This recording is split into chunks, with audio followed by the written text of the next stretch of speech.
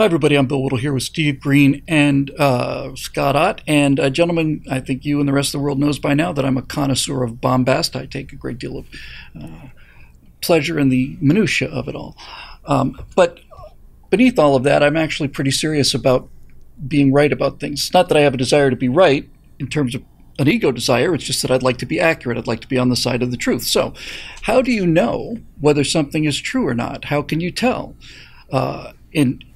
As two examples, the way that the government handled the COVID crisis, I have enormous criticisms of. Am I right about those criticisms or am I wrong? Second example would be that I find that the argument about climate change, is to be completely overblown and hysterical and designed to force people to do what you tell them to do. But what if I'm wrong about that? So how can we tell? Well, I find it very interesting, and some of the best pieces of evidence that I am on the right side of these things as far as actual truth goes, when I see how the people advocating the other position actually behave. For example, here's a neat little image from Twitter.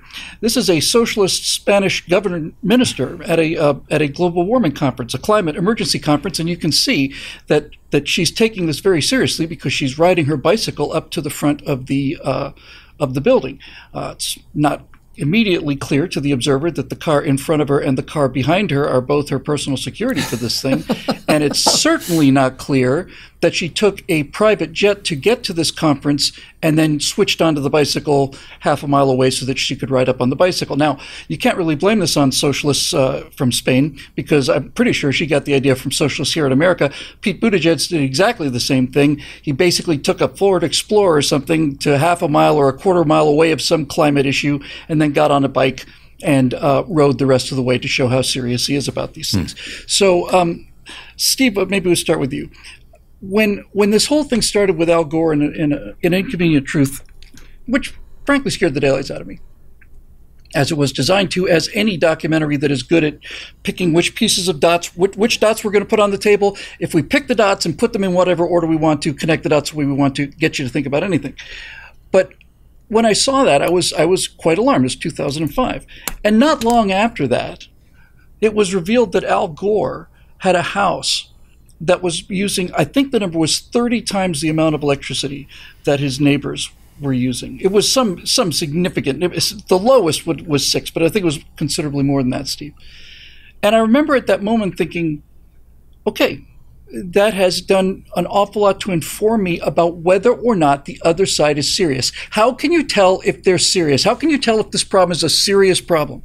And when you see people like legislators, mostly Democratic legislators, talking face to face with each other with their masks off, not aware that they're being filmed, and then proceed down the steps of the Capitol where every one of them is wearing their mask, you begin to realize what they're saying and doing behind the scenes is not what you would be saying and doing if the problem that you're telling us is real was actually real. You know, you reminded me of something I read, I think it was just Monday or Tuesday of this week, is that it turns out COVID-19 was probably even more infectious than we thought, if such a thing is possible, and that something like 65% of everybody, I want to say the age was 59 and under, whatever the young cutoff was, where it wasn't really a concern, 64 and younger, whatever it was. Huge numbers of people were infected, even more than we thought. And I've been saying for 3 years now, everybody's going to get COVID, and it turns out pretty much everybody did. Which they just didn't know it. Exactly, the symptoms were so mild. Exactly, no symptoms whatsoever, or they didn't get enough of a viral load to show any symptoms. But it's a really infectious bug. The fact is, it's a lot less nasty than we thought. That if you weren't in any of the risk groups, you probably weren't going to show any symptoms, and it probably wasn't even going to get enough of a hold in your system to generate symptoms if you were susceptible.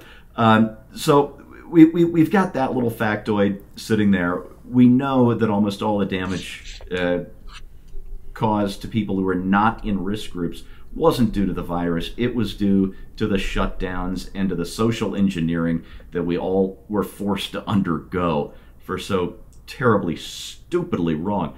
And there's something to be said for leaders who set an example. One of the bravest acts I've ever seen was a man kind of jogging up a flight of stairs, which might not sound like much, but no, I know what you mean. When Donald Trump, president at the time, had to be put in the hospital because he's in at least a couple of risk groups, age and weight for COVID-19. They put him in Walter Reed, I think, for 2 or 3 days, and here is a guy in his 70s who's just had a nasty respiratory infection, who got out of the limo on live TV and jogged up those stairs where the whole world could see him. And he was a little winded when he got to the top of those stairs. Who wouldn't be after a respiratory infection like that? But he set an example to say, look, I beat this thing. I'm still here. I'm running strong. He took a hell of a risk there. That was a very brave act to do that on live TV. And we are getting a different kind of example set by the statists, by the leftists, particularly on the climate change nonsense. They get out of the car a half mile ahead, they get on the bike. And the example they're setting isn't the little bike ride. The example they're setting is, I know, you know, that I just got on the bike for the last half mile. I know you know that I was in the limo with the motorcade. I know you know that I flew here on the private jet. But I'm getting on the bicycle anyway, even though we both know it's all fake, because I'm rubbing it in your face what I can get away with thanks to my position. So it's kabuki, basically. It's not even kabuki. So kabuki is for entertainment. They are rubbing our noses in their power. Yes.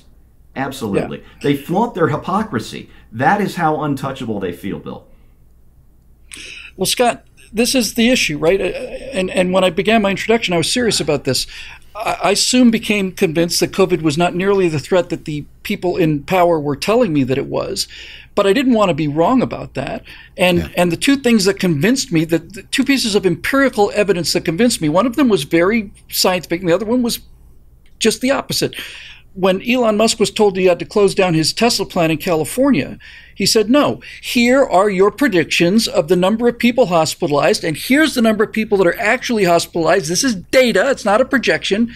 This is data. I'm going to open the factory, and if you want to arrest somebody, come and arrest me. And he did, and they didn't arrest him. So that was data. But the thing that really convinced me that COVID was not nearly as serious as it was made out to be was when I find out that Gavin Newsom is sitting shoulder to shoulder with medical professionals in an enclosed room, and none of them are wearing masks at the French restaurant. That's when I realized that these people know that it's not as serious as they're telling us, because if it was as serious as they were telling us, they wouldn't be doing these things with their own precious lives.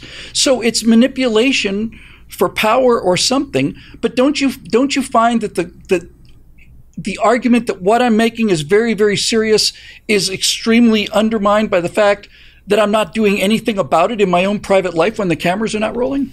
Yeah, I mean, you have to live it out. If you say you believe something, you have to act consistently with that. And I think that a lot of this, I mean, and this is sad, but the best possible spin you can put on this is that these politicians think that, in essence, it's not that they're above these things, but they don't really believe that they're going to be laid low by COVID. Like, COVID's not going to kill them, but it could be a threat to all those people out there. And so in public, anyway, we should put on a show that indicates that everybody should wear masks. And, you know, they constantly make these pronouncements that you have to do that because you have to, you know, protect these people who don't know how to, you know, I don't know, wash their hands after they pee or something.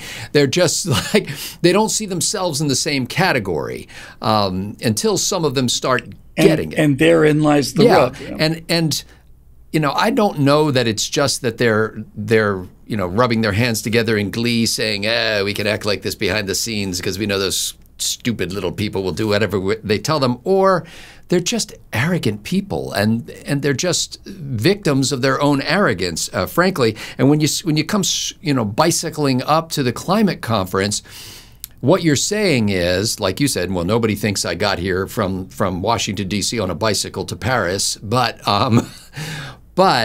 I want to do something that I know is going to be on the evening news. There's the Secretary of Transportation on a bicycle showing up at the climate conference, and that will send a signal that it's important that we ride bicycles instead of drive cars because we're trying to save the planet.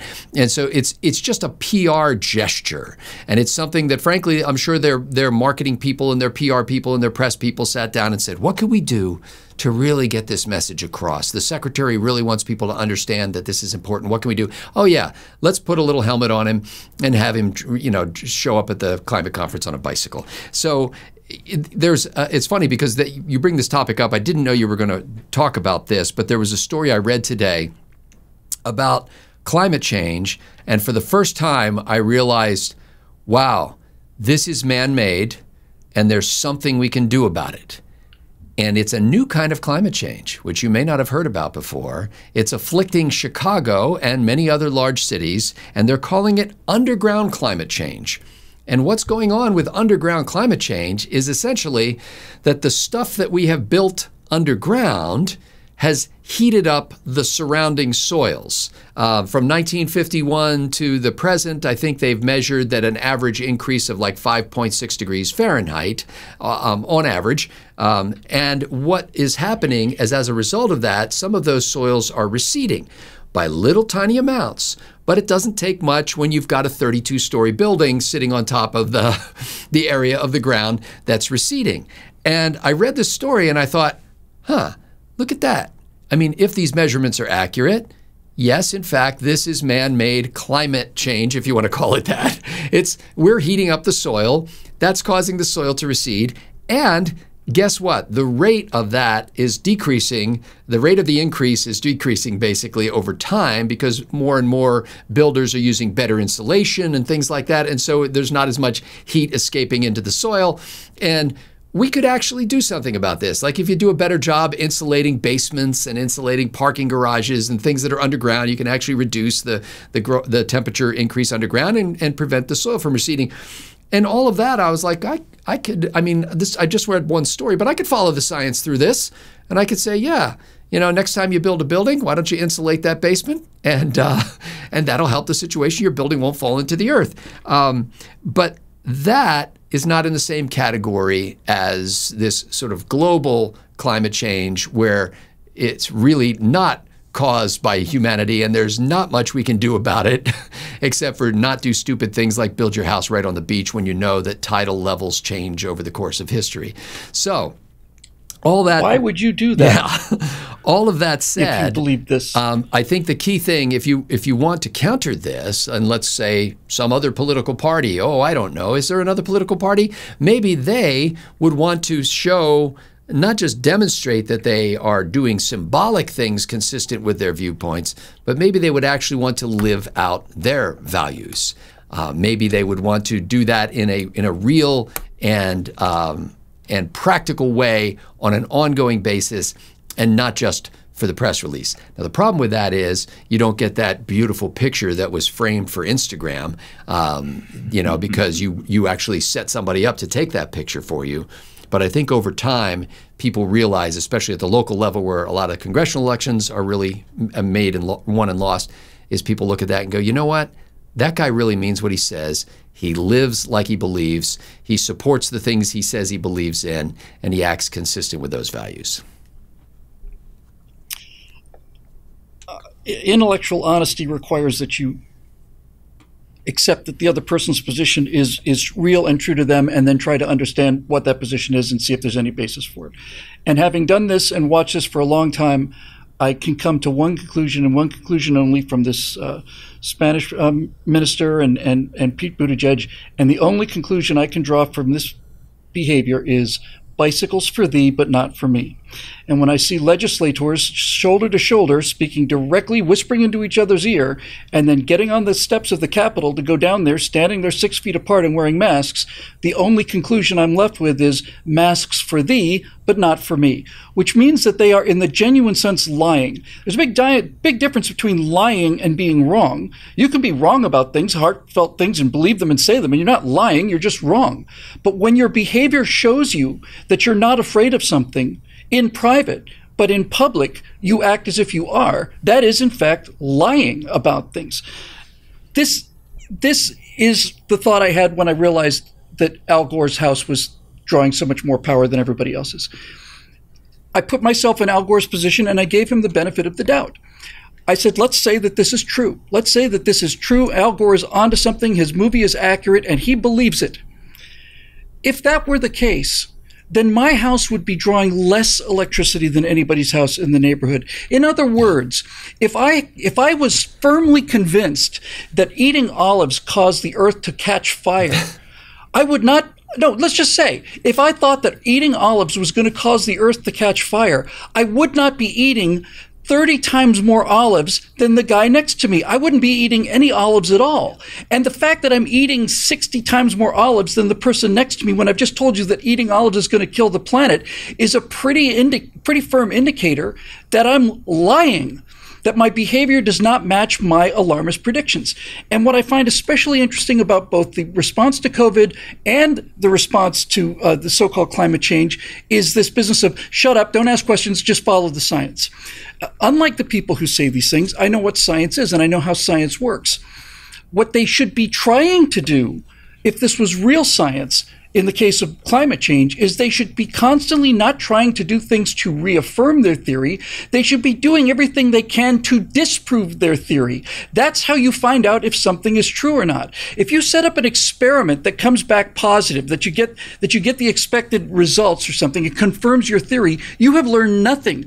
The way to find out if a theory is true is to do everything you possibly can to disprove the theory. And if you are not able to disprove it, then you've got a good chance of being right. And so when people say, well, the science shows this and the science shows that, no, what you're showing me are experiments that already back your conclusion. Where are the experiments that try to disprove your conclusion? That's what science is. And there's no science being done here at all.